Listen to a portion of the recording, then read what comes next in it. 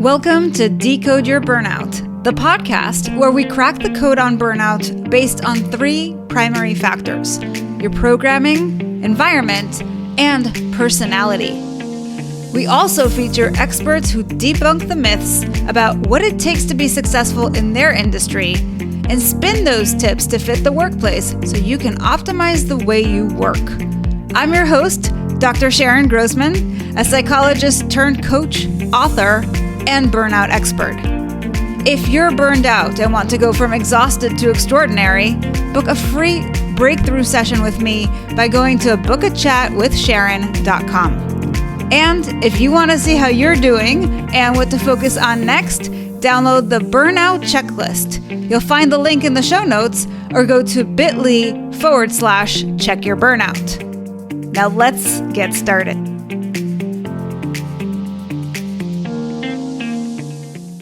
Hello and welcome back, Decode Your Burnout fans. I'm Dr. Sharon Grossman, and you are in for a treat today.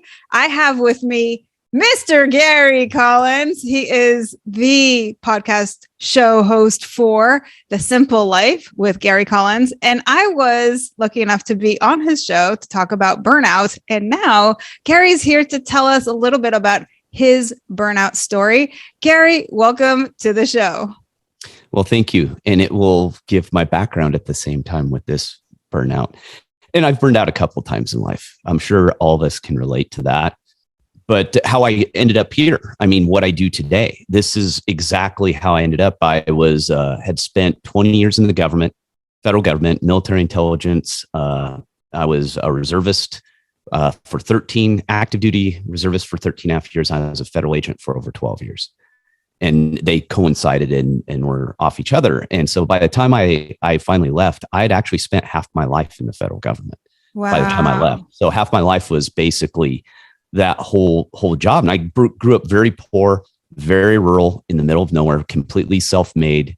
My parents couldn't even my mom couldn't even fill out my college application. Me and my counselor had to do it. And I had to go to college. I had to apply for it all on my own, paid for it on my own. Did all this. I had some scholarships and things. So I'm a kid from nowhere who built himself and made something out of himself. And so, going into the government, serving my country, I was always very patriotic.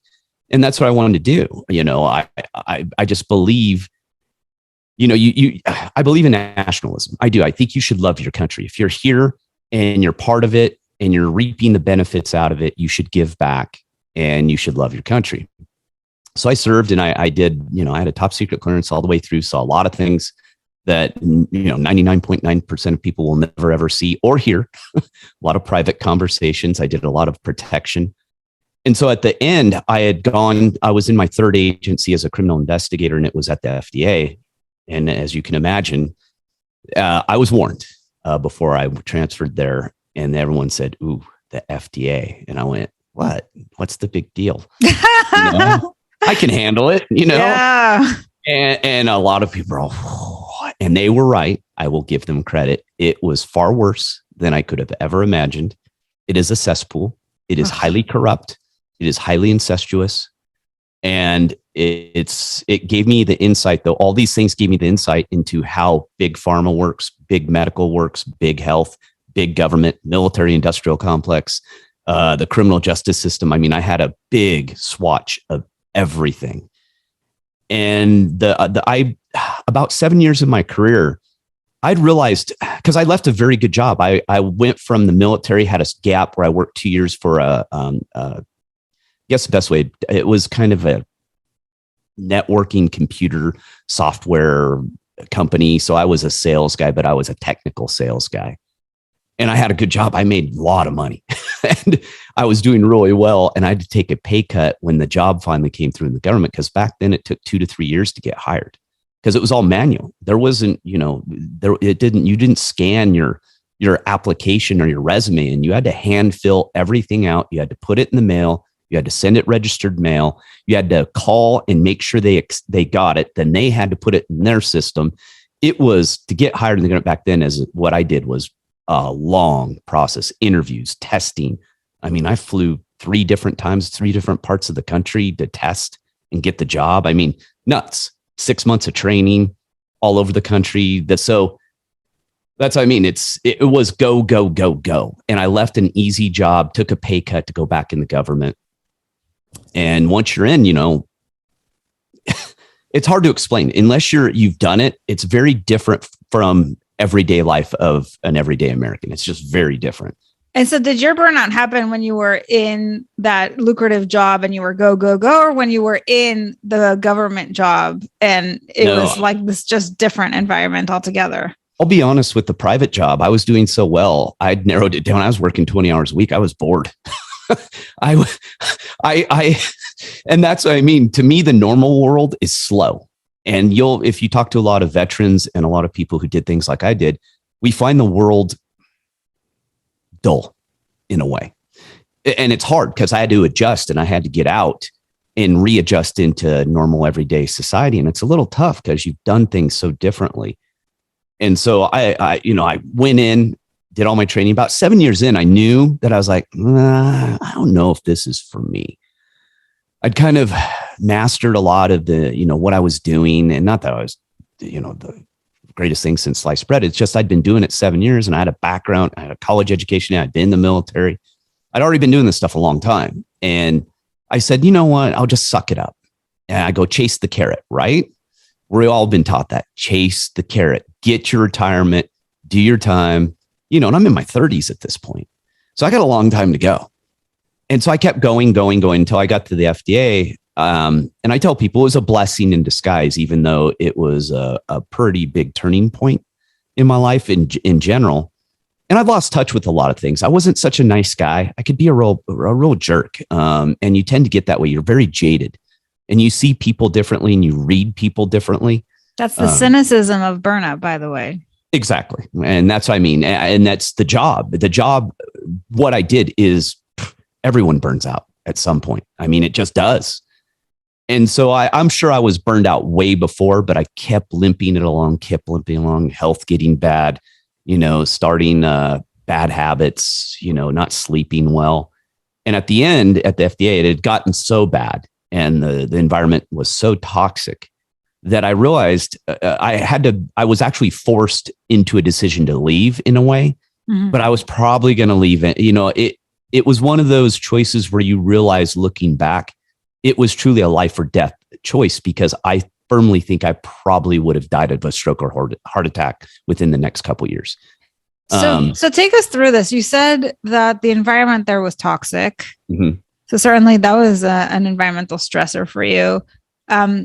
But what else was going on that you think contributed to your burnout? It was, and that's the hard part for me is I think part of it was I'd lost touch with who I was. Yeah. I grew up very rural. I loved being outside. I loved hunting. Well, in the government, I was in big cities. I wasn't living rurally. I was living in big cities. I was in Southern California. At this point, I was working out of LA, Orange County.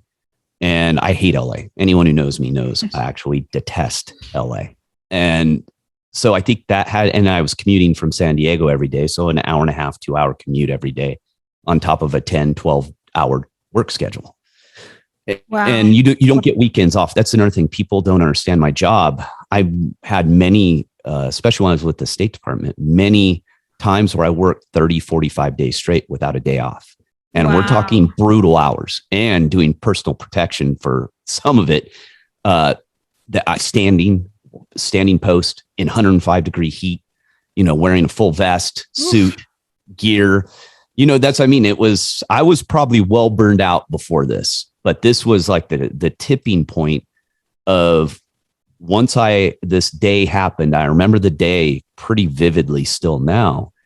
And I remember I was supposed to have a meeting and one of my bosses came in, supervisors, and he looked at me and goes, "Man, you don't look good." Because I was in a bad place. I was battling within my office and not such good people.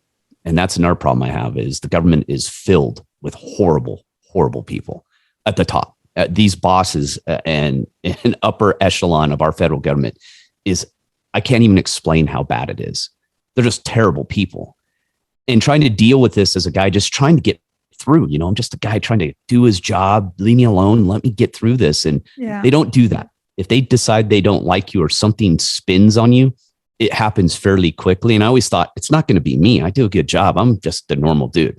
And things twisted on me. And, there I was. And he goes, hey, man, you look like you look like you're about to have a stroke. And because I guess I was pure pale and I was starting to sweat. Oof. And I was in the bathroom and he goes, you just look awful. And he goes, you got to go home. And I think he knew that if I went to that meeting might kill me. And I think he understood what was going on. And I wasn't sleeping. I wasn't eating right. I was probably, hitting the booze a little bit. I was doing all the wrong things that you shouldn't do, but you do under stress. Exactly. And so that was it. That was my last day. And I went home and I never came back. And I made the decision not to come back. I could have come back. And I had other applications with other agencies. I could have left and went somewhere else. And I kind of went, I'm done. Yeah. And I realized at that point, I literally didn't know how burned out I was until I got some help. I had to go get help. And I went, I was talking to, dude, you're a mess. I mean, you're done. You're like end of the rope done. And I went, I didn't think so. When I was, I'm Irish, I'm hard headed. I went, I just battle. I'll figure it out. And they're all, oh, no. They're all, you got to change some things. And I agreed, and I went through a new metamorphosis. I changed my health and got back to the things I loved.